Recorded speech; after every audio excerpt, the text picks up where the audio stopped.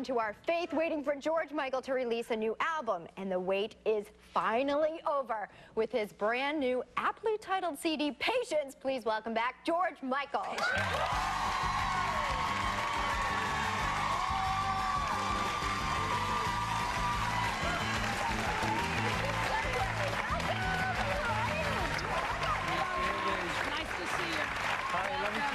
It's wonderful to have you. Okay. What a nice I am jumping out of my skin right now. I am a huge fan. Oh, thank you. I used to listen to you on my little mint green stereo, walking around the block with the strap. Loved it. Absolutely. And I don't think I'm alone because everybody here has been going nuts all over.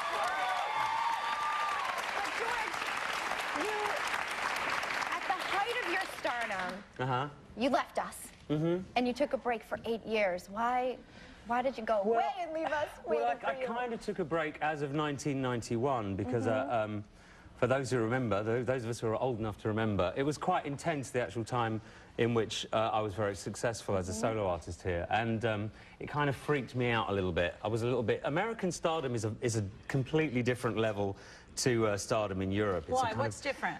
I think it's almost like celebrity. It's not so different now, but in those days, it's like celebrity was a much bigger deal here, and that kind of celebrity culture is everywhere now. Right. But at the time, I was really kind of a bit freaked out about how much attention I was getting, and I didn't have Andrew from Wham, basically, to kind of bounce the kind of ridiculousness of it off of. You know, I just felt very... So I took some time out to try and work out what I wanted. And you were angry at the media, correct? Yeah, I was and kind of... Also, did you partially blame them for your then boyfriend's death? Well, actually, all of that was slightly after. I made the decision that actually I was a very unhappy 25-year-old with all these things to be happy about. I was, you know, very privileged 25-year-old, and I wasn't happy. A lot of it, well, I think now, in retrospect, was based on loneliness and not understanding my sexuality. But I took time out to try and get my life together, and then when actually my life happened and was falling into place the way I wanted it, everything kind of went wrong. And I had a really long stream of bad luck to kind of counterbalance the incredible luck I'd had in my 20s. You know, I was a very lucky boy. Really, I went through 2 bereavements, one after the other, which kind of took the wind out of me. And when I lost my mother, I lost my partner in '93, and then when I lost my mother in '97, sorry, it really kind of, it stopped my writing, it stopped me being able to work, and it really took 3 or 4 years to get over. So the whole period of those 2 bereavements took a big chunk out of my work. And, you know, but now, I mean, the last year and a half has been fantastic. The last 8 years, I've had a wonderful partner who I don't think I would have made it without, you know. Who's here? Who's here? He's sitting there.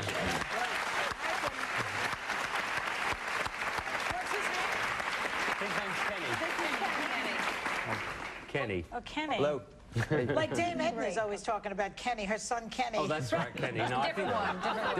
You also went through another hard time in 1998 when you were arrested for lewd conduct in the bathroom in Beverly Hills.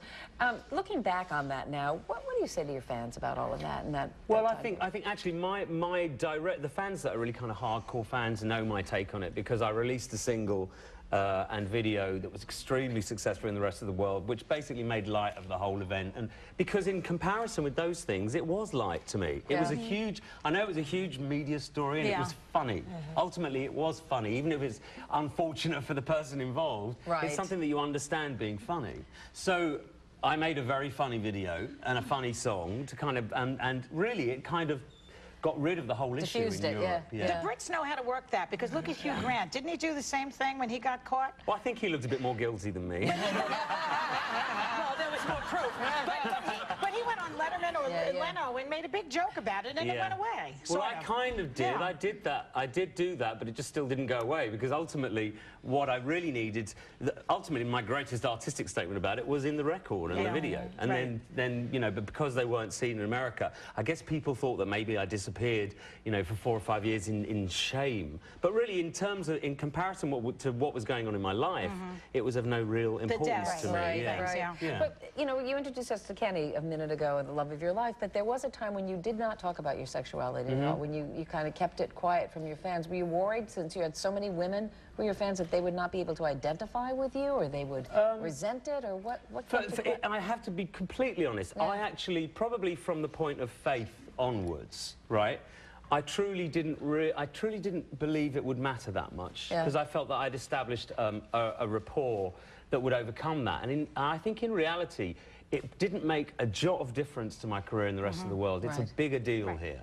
It's a bigger deal. This is a much more religious country than most of the countries I'm successful in. Do you think that's what the reason is? Because I read somewhere that there was some concern that George Michael would not be accepted as a, quote, gay artist. What does your sexual orientation have to do with your music? Well, I kind of agree with that. I kind of agree with that, but me. it seems to have much more of an impact over here. Because people are judgmental, that's why, and you know, and it's not easily accepted. Of course it's wrong, but people like you who are great artists had to deal with people's morality that's misguided and judgmental. And absolutely, and it's wrong. And I think what people also need to understand, for me, this is something I deal with on a very public level, but my actual daily life is not affected by it. Whereas I deal with people who are in ordinary walks of life, even in England, and I'm sure probably more so in this country, who deal with it every day, in terms of people's response to them at work, you know, the friends and stuff like that. And I'm really lucky that I don't have that actually my success negates that in life, really, on a day-to-day basis. So I don't feel particularly persecuted by it. I feel saddened that the idea that people who really could relate to what I was singing about feel that those things are don't speak to them if I'm talking about my own sex. Yes, you know? To me, love is love is love. Love is love is love. But you've been through it all now, so whatever. We're so glad you sing about it. And guess what? Don't go anywhere, because up next, George Michael will perform his hot new single, Amazing.